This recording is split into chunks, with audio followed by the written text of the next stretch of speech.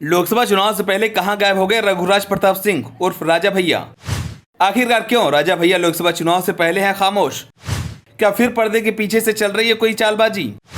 कुंडा के रघुराज की सियासी रण के दूरी से दलों में बड़ी बेचैनी। बीजेपी के साथ मिलकर कहीं राजा भैया बना रहे हैं प्लानिंग। चलिए आपको बताते हैं राजा भैया क्यों हैं खामोश। लोकसभा चुनाव की घोषणा से पहले 7 बार के विधायक और जनसत्ता दल के अध्यक्ष रघुराज प्रताप सिंह उर्फ राजा भैया की पार्टी कम से कम 2 सीटों पर अपने उम्मीदवार उतारने की तैयारी कर रही थी। पार्टी कौशाम्बी और प्रतापगढ़ में चुनावी तैयारियों को अंतिम रूप देने में जुटी हुई थी। लेकिन अब जबकि चुनाव उनके अपने क्षेत्र तक आ पहुंचा है, तब भी राजा भैया खामोश हैं।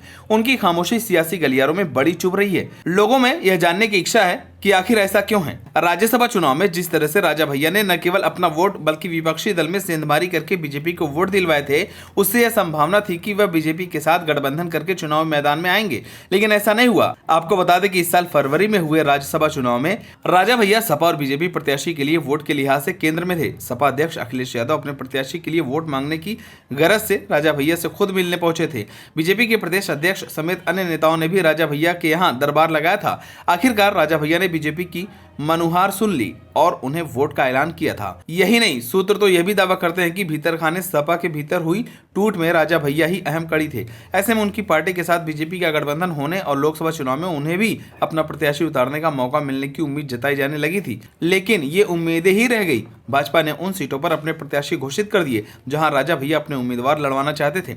छठे चरण की सीटों पर नामांकन भी जारी है, लेकिन राजा भैया चुप है। न तो प्रत्याशी उतारने की बात चल रही है और न ही किसी को समर्थन की।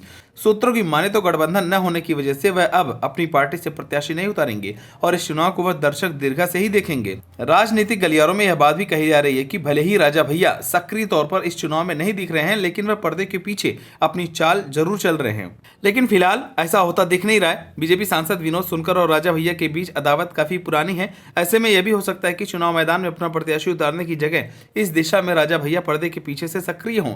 वैसे भी उनकी अपनी विधानसभा सीट कौशाम्बी लोकसभा क्षेत्र का ही हिस्सा है।